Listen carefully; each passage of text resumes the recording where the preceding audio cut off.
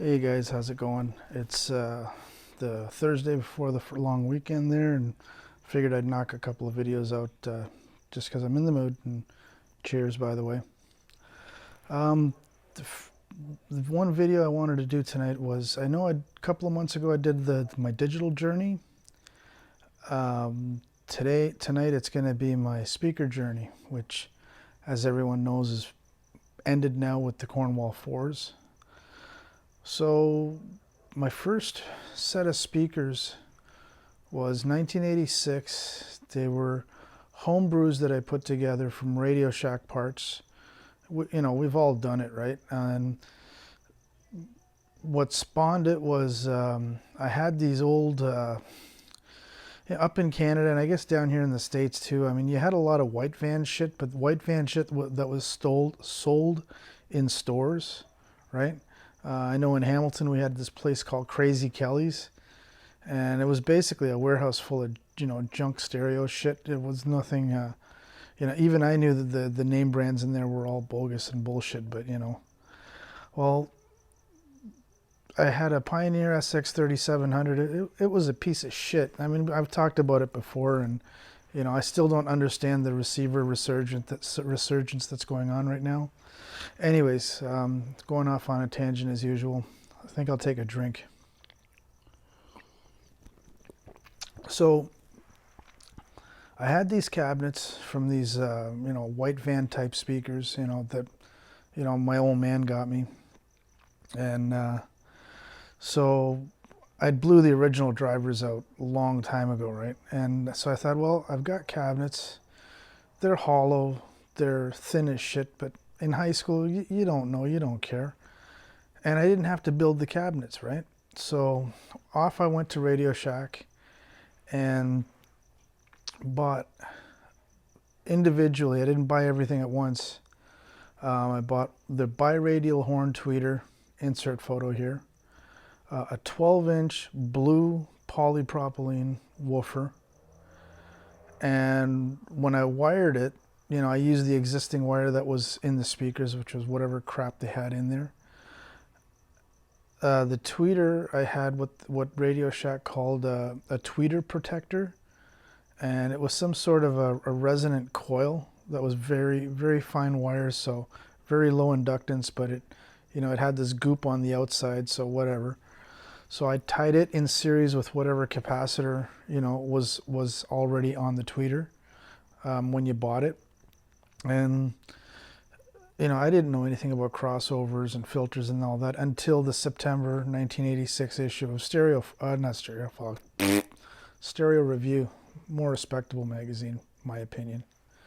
And they had an article in there, again, insert picture from the amateur radio website here.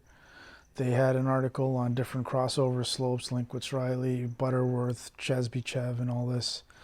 Later on in college, I'd get to learn a little more intimately what those filters meant, how they were designed, how to design them, both for low frequency audio stuff and then high frequency RF and radar, things like that. Again, I'm going off on another tangent. I know I'm supposed to talk about speakers. So I put this thing together and I wired the woofer straight in. There was no crossover, no coils, no capacitors, nothing, just straight in with this, biradial horn. And that's the funniest thing. I've actually come full circle with these Cornwalls. My first pair of real speakers were horns, and my last pair of speakers are horns. So yeah, it didn't sound bad. I mean, I ran with that thing from 1986 to 1992, right? So 6 years, and it got me through college, as did that piece of shit Pioneer SX 3700. And then, I got the Adcom 545-2 amplifier and the Adcom GFP 345 preamp, again, insert pictures here.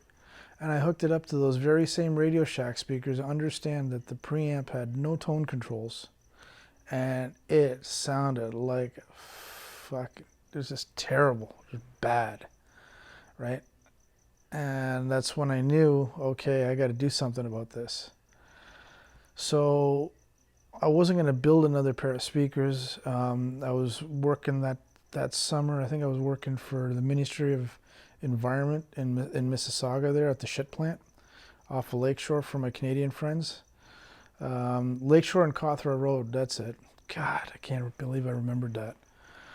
I can't remember what the hell I did yesterday, but I remember what I did 30 years ago. Anyhow.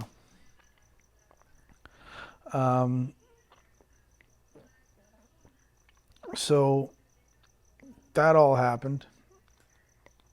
Didn't build anything. Then a buddy of mine, he had a pair of Boston Acoustics A70s. This is around 1993 now. And he wouldn't sell them to me, but he lent them to me because Rich, I love you, bro, but, the idiot bought these fucking speakers from some dude in a white van because his idiot friend talked him into it. I think it was, one toke over the line, sweet Jesus kind of thing. And I'm like, dude, the fuck you buy this shit for, man? Your A70s are wait, no, but look at this. It's got 4 fucking drivers. It's got these knobs. I says, well, dude, can you stash the A70s at your place? Because I don't want my mom to find out that I bought more speakers. Okay. You got to understand, him and I have been buddies since grade 1, right? And so I took them home. And I said, these things need stands. So when I was working at the ministry, there was a carpenter's thing that the carpenter was our supervisor. So I told him, I says, have you got any scrap wood laying around? And he says, yeah, I got some sheets of plywood. He says, what do you need? I says, I just need 4 pieces, 2 pieces this size, exactly the same size as the base of the A70s. I got 4 posts. And I wish I had photos of this stuff. My mom probably does somewhere. So got the A70 set up, and I said, this sounds really good. But needed a little junk in the trunk. And you guys remember, again, insert picture here, the Mueller and Kreisel subwoofer, and I think they still make them, whoever the hell owns them now. It had the front firing 12-inch woofer, and then it had the upward firing 12-inch woofer. Both were active, right? And it was a push-push design. So when the one pushed out, the other one pushed, out into the box. So they were both in phase. So I built this thing. I actually copied it, and the carpenter, I brought my own plywood, and it was construction grade plywood, the shit that you can't sand worth the crap. And I put this Roxol finish on the front, and then I tried to stain the rest of it. Well, it resonated like fuck, but it looked cool because the carpenter helped me, cut all the pieces up. So the dimensions were exactly what the M&K subwoofer was. And I used those very same blue Radio Shack 12-inch subwoofers. Okay, so this is 1993, okay? Now I've got the ADCOM. I got the amp for the A70s. What am I going to use as a subwoofer amplifier? That piece of shit 3700. What I did, I just turned the treble down all the way, cranked the bass up all the way, adjusted the level accordingly, put it right smack dab in between the 2 A70s out into the room. Again, I wish I had photos of it. And it sounded really, really fucking good. I mean, it was, I think one of the first CDs I played in it was Rush's Counterparts. And that memory will always stick in with me, with and without the subs on. And the way Neil Peart's drums the kick drum just kind of kicked in. I mean, it was Rush getting their groove back, It took me many years to get used to 2 albums, Grace Under Pressure and what's the red cover album? You guys know which one I'm talking about. It took me many years to get used to those 2 albums, but Power Windows, I was in like Flynn. First time I dropped the needle on it, right from Power Windows right up to Mystic Rhythms, So